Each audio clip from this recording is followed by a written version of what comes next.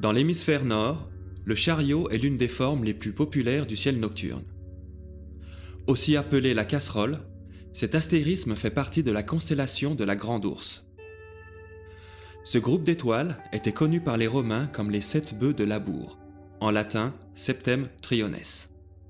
Cette appellation latine est à l'origine du mot septentrion, désignant le nord, et en se basant sur cette forme dans le ciel, il est en effet possible de trouver précisément ce point cardinal.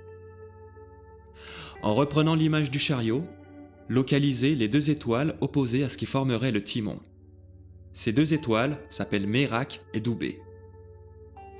En prolongeant la distance séparant ces 2 étoiles, d'environ 6 fois suivant la direction de Mérac vers Doubé, on peut localiser une autre étoile, moyennement brillante, dans une zone relativement vide du ciel.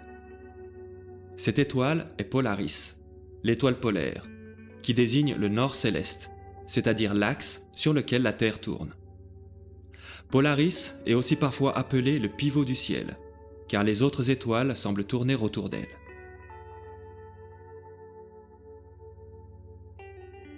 En imaginant que l'on pourrait tendre un fil à plomb à partir de l'étoile polaire, le point où cette ligne croiserait l'horizon nous donne la position précise du nord géographique.